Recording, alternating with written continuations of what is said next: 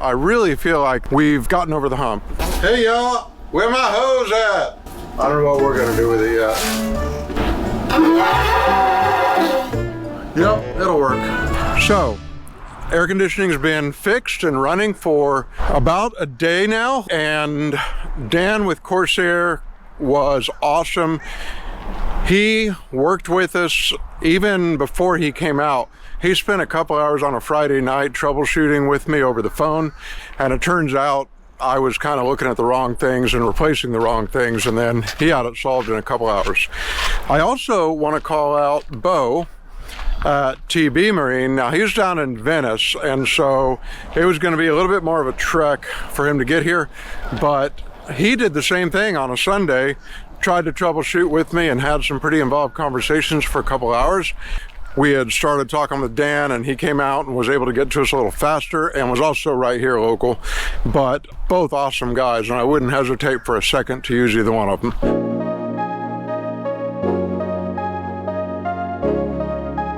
We've had a lot of winds the last couple days, so I opened a 2010 Ponte Canet, lovely Bordeaux.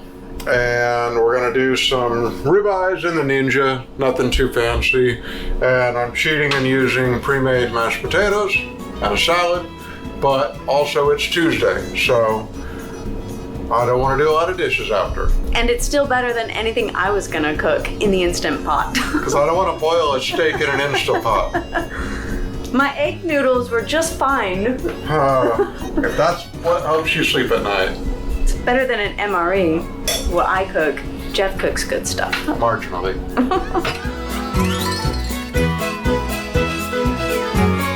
I'm really helping. They all can't be first place. Don't tell Gordon Ramsay. So today, came in and we labeled all of our battery boxes, aircon strainer, and then secured all of the piping, the hoses, and the electrical along the entire side. Also discovered back here that the generator batteries were not secured, so that's our next project. Now, where is my scrubby brush? There it is, okay. Secret to cleaning the AC strainer? Have two. Just swap one out, wipe out the housing, and then go clean up on deck. Not bad at all. Historical barnacles. I remounted this today too, to where it's now fixed, and all the tubing is secured, piping. Everything is good. This thing doesn't, I'm shocked. This is staying cleaner than it was in Key West. I mean, that doesn't even really need a cleaning.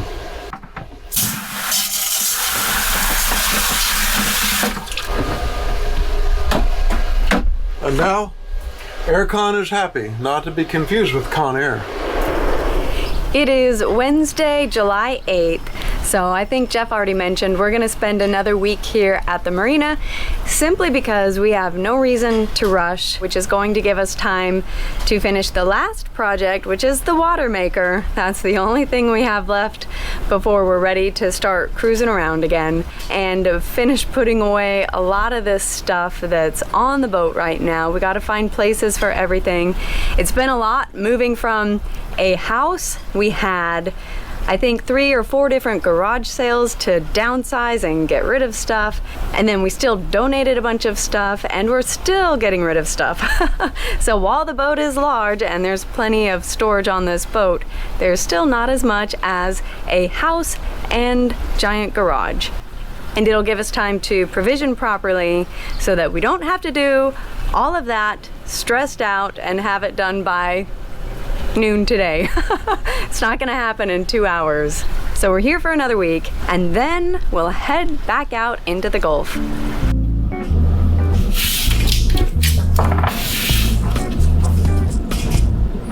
I'm making a battery tray for our new Lifeline batteries that I got this morning. So there's a 20-degree rise on the hull, and so the old batteries were sitting like this.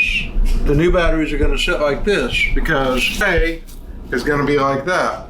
This is for the brand new Lifeline generator batteries because the O'Reilly Superstart batteries for the generator were starting to swell.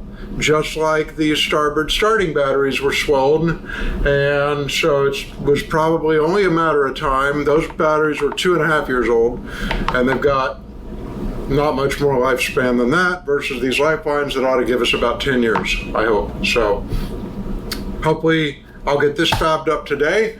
I'll get the Coast Guard approved battery trays mounted, and then I'll get everything installed, and we should be golden.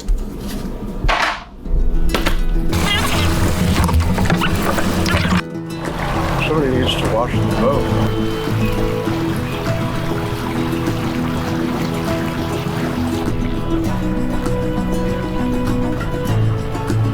Bouncy bounce.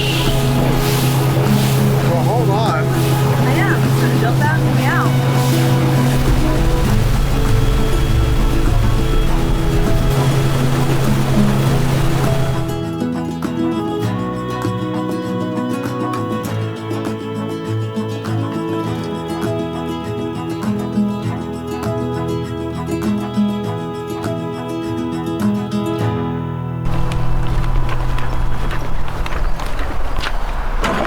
New workshop.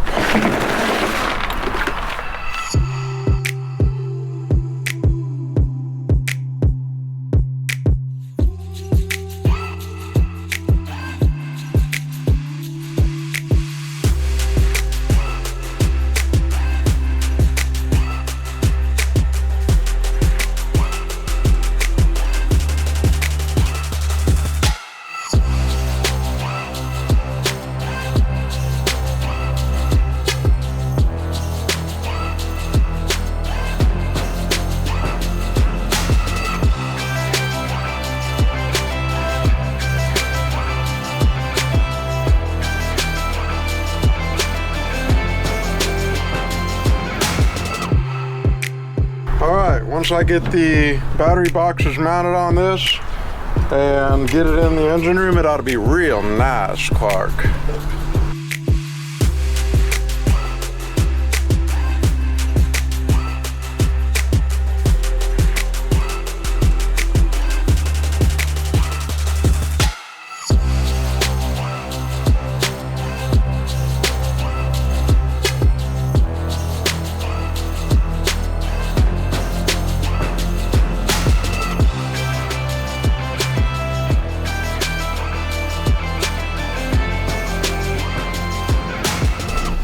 Given the theme of the boat of nothing is quite as simple as you think it's going to be, I got the battery tray mostly in its intended position, but also discovered that all of the battery cables, so you'll have a couple positives, charge, negatives, bridging between, all of those cables were a twisted macrame jean shorts Medusa that would make Ron Burgundy proud.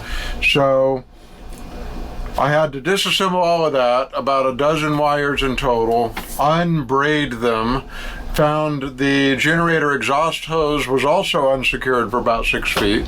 So I'm going to put all of that back in place. We're going to get the battery tray in eventually after all those cables get sorted out and secured.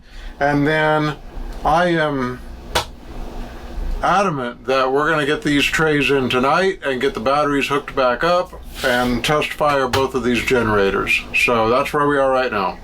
I'm now test fitting my battery trays. We've got everything cleaned up back here and separated, and we'll get it all hooked back up. And I'll take you back to the back here. Tray. That's going to give us a stable platform to mount these batteries. Instead of the old method, this battery box was just thrown in the bilge here with nothing to secure it at all. And so it was sitting sideways.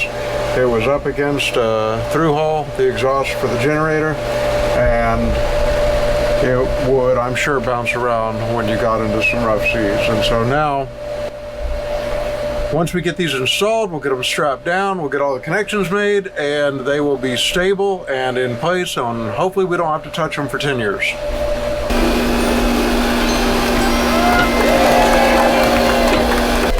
Okay, the last big project that we need to get done before we can actually get underway here is the Watermaker. So I'm down here in the engine room again, our favorite place these days. So down here in the engine room with Jeff, and he's gonna walk you through what this process is gonna entail, why we're doing it, and how he's gonna rebuild it, and if all goes to plan, fix it. So you said you were down in the engine room again. I feel like I've lived in this engine room. Well, I mean, I have to be down here to take the video. And that's hard work. Sometimes I've got to hold this camera in all sorts of weird positions to see what you're doing. So moving the 70-pound batteries around, moving all the wires, that's not the hard work.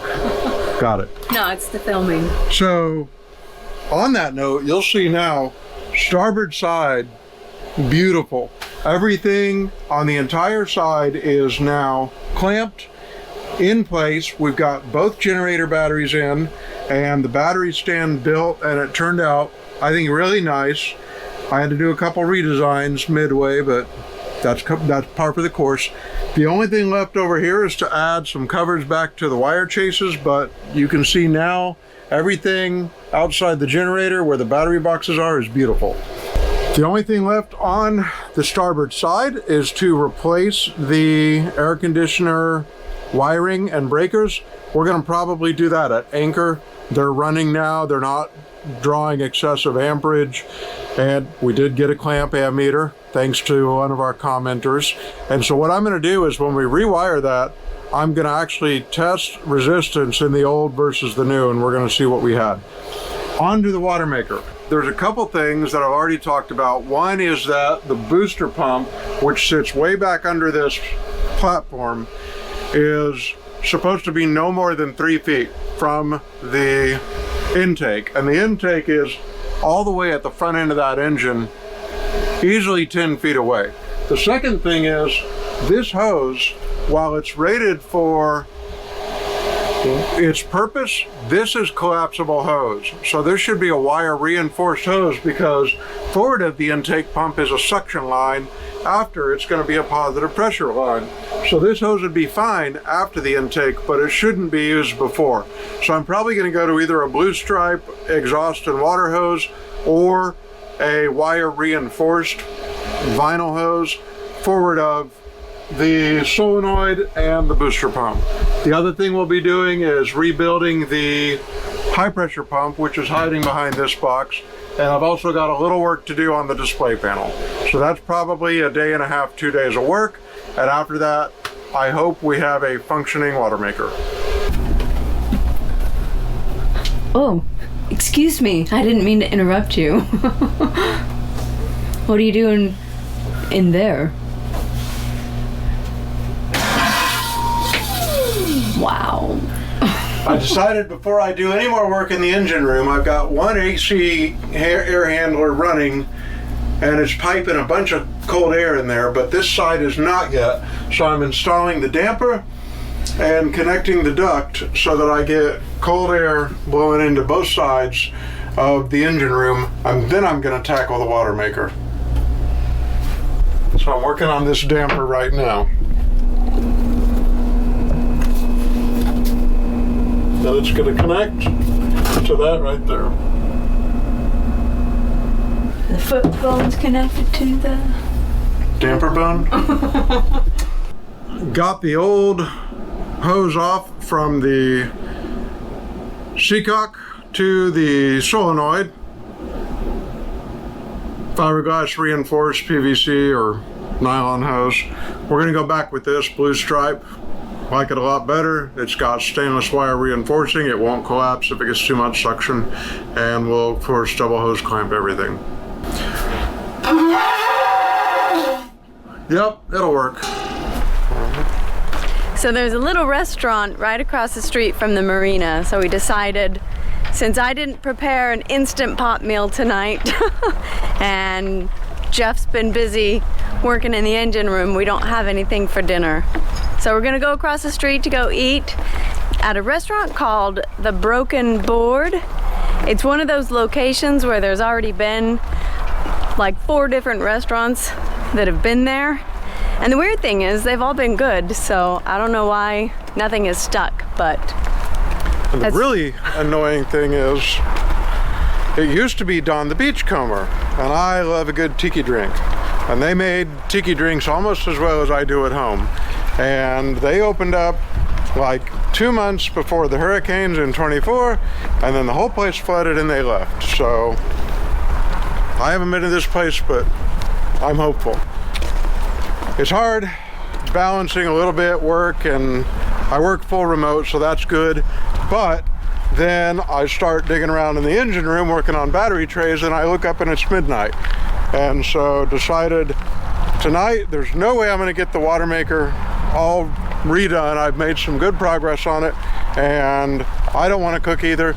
So we're going to have what I hope are good tiki drinks and some seafood. And he only went down, I think, 1 rabbit hole so far while he was in the engine room. Right? I think so.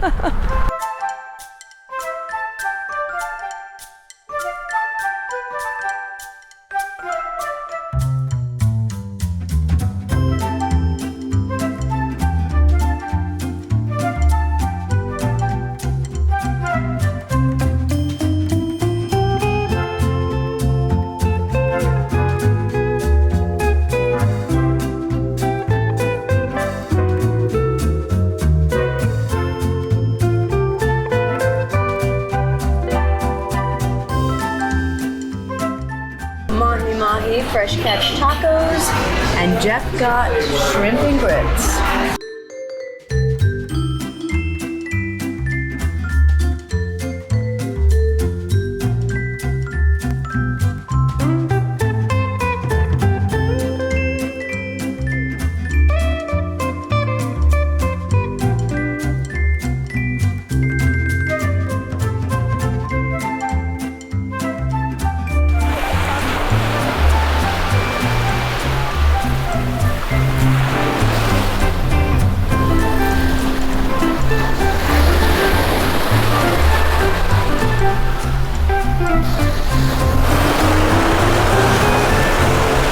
That's too close.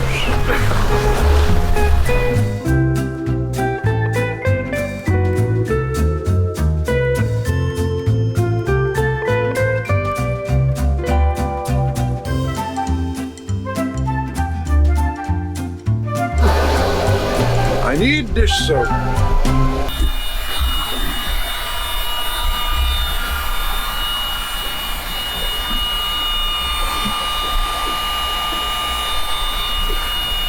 All you do is re-terminate. Come with me if you want to conduct electricity. This is the boost pump for the Watermaker, which was located higher than the Seacock and 11 feet away, when seawater says it should be out the Seacock no more than 3 feet away. So I cut into this black wire thinking I would find a 24 volt positive and negative, and I found 6 conductors instead. And so I'm now terminating the pump with connectors so that if the pump ever goes out, I can easily replace it, and I don't have to do a bunch of cutting and rewiring. I'm going to get a backup pump from SeaWater Pro, and I'm going to pre-terminate it just like I am these, so that if it ever does go out, I unscrew a couple fittings, I pop this out, I pop the new one in, and hopefully we're only without water making capability for a very short period of time. When West Marine doesn't have 6 conductor 18 gauge wire, you heat shrink and join and wire loom and make your own. You know, right now I'm feeling really good about the whole project, you know. It's gonna be like radical. Thought this was closed. Was not. I knew I put it in here. Vermouthie. We're having lasagna tonight, so I'm gonna have a Negroni. A lot of things I like about it. Number 1, you can build it in the glass.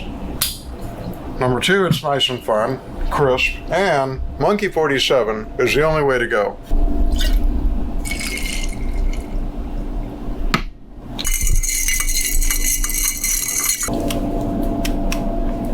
That's not a good one, don't film that. There we go. Have to get a little more bite on it.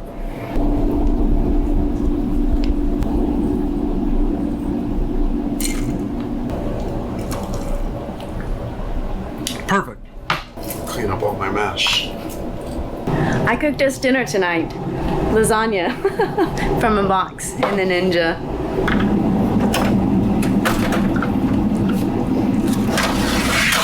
Whoa.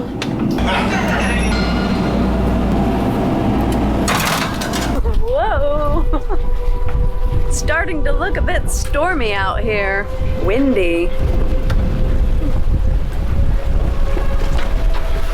This little storm kicked up from nowhere. Jeff is making sure everything's secure. We're just getting things a little lower.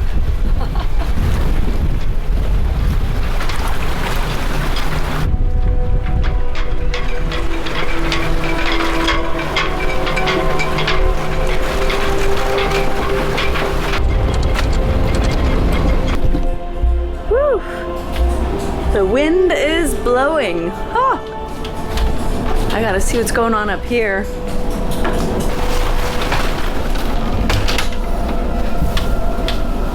Not terrible, 20 to 30 knot gusts. Probably, well, 24 continuous, gusting to 27, 28. Dinner's ready. We're thinking. Good, we're gonna zip tie that straight to the board. We're gonna put a mount there and a mount there. What? This is just a drill.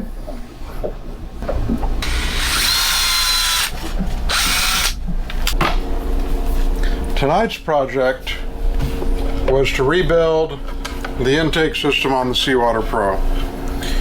So this little contraption is going to sit on top of the engine rail, and it's going to combine all of this. So we've got incoming water from the sea chest into a solenoid, then into a sea strainer, then into a booster pump.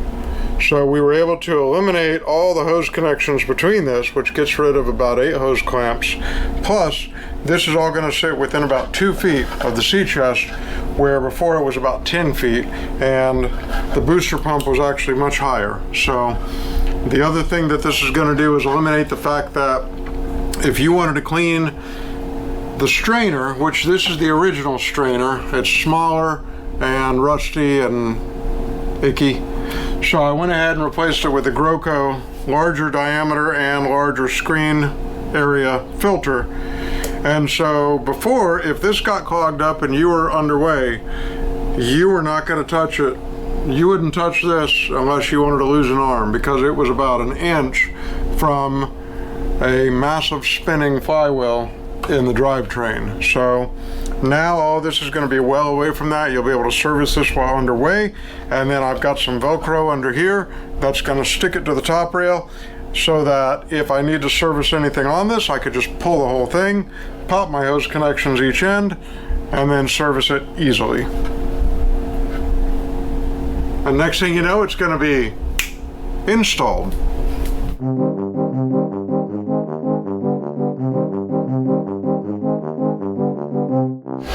So this will be where it sits.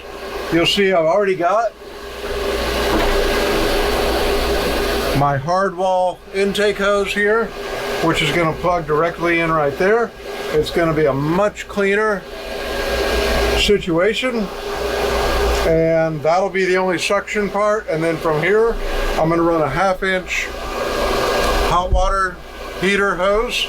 It's going to kind of come up, loop back around, and head back.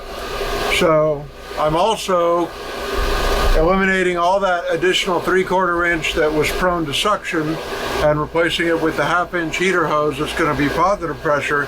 So it's actually going to be less obtrusive, and it's going to be tucked in tighter along this engine rail bed than the old hose. And so my hope is moving everything forward develops more positive pressure in the supply line to the Watermaker, and combined with our other modifications, we can make 35 to 40 gallons per hour. The new heater hose run to the Watermaker. I've got everything relabeled properly. I've got everything cleaned up. Everything now under the engine is clean. I haven't yet cleaned up under the main pan, but I'll do that next. And now I'm going to start working on the high pressure pump.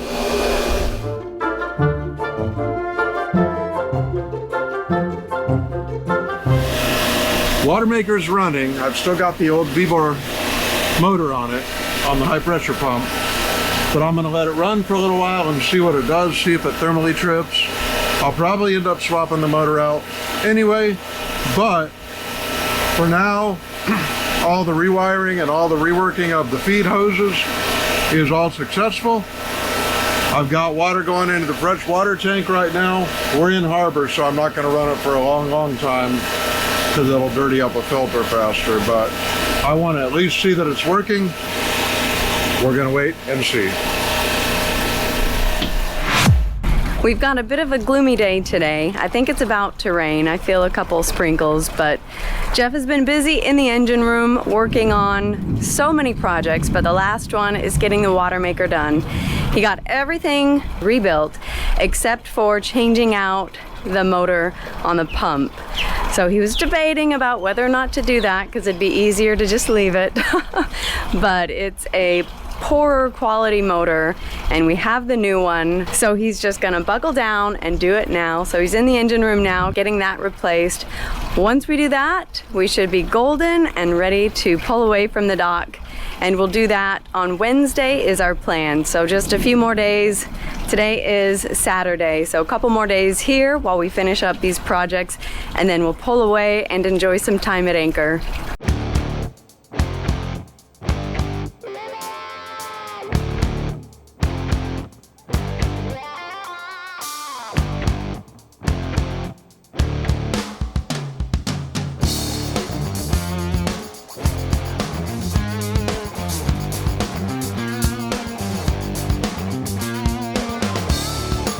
So in rebuilding the Watermaker and improving the flow path, I reused all the hose clamps because I chose the ones that looked the best, but I reused all the hose clamps. This is all the hose clamps that are left over from the old connections that no longer exist because we have nice, clean, straight, continuous tubing. Tour nail. Luckily, the motor was pre-configured for all of the 8 terminals, so that was the good news. The bad news is it's all metric and I'm having to re-terminate with some bigger ends, and on this motor the connection is on the far side, so I need to get the electrical connections made and then I'm going to mount it, as opposed to being able to get right to the connections. So all in all, not too terrible and should go smoothly. We'll see.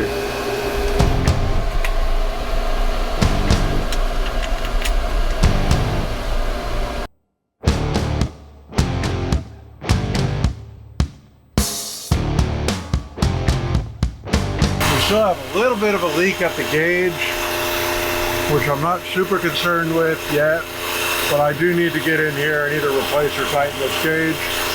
But we have the new pump running. We're getting about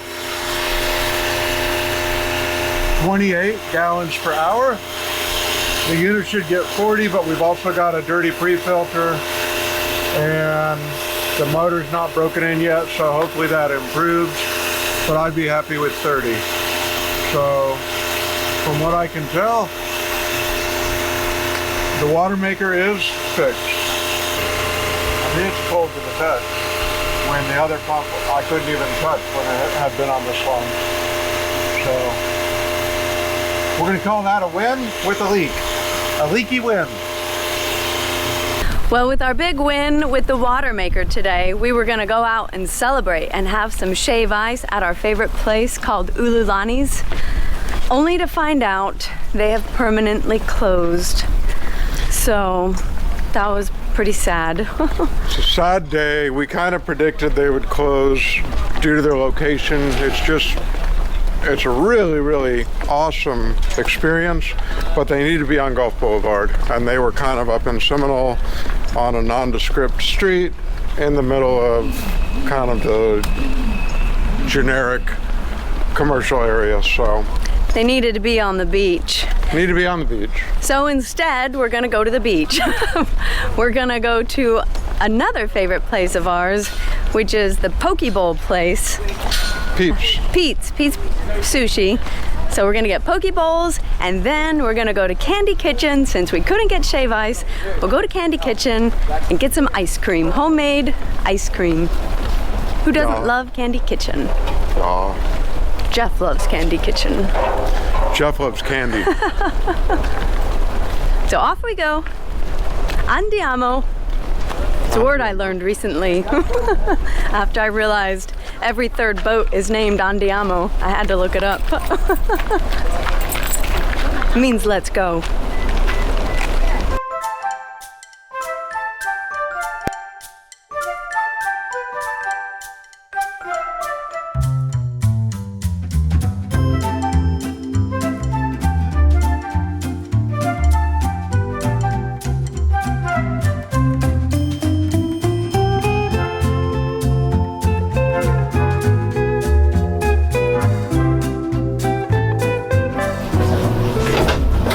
Mocha chocolate chip Excellent, excellent. and mint chocolate chip. Mocha and mint? Yep. What? Alrighty, thank you. You guys enjoy the rest of your day. Thank you We so sure much. will, thank you. Absolutely. To sit in place, table like this is pretty hard to move. That was a successful Mad Beach Poke Bowl and Candy Kitchen night. I need a nap. Back home we go.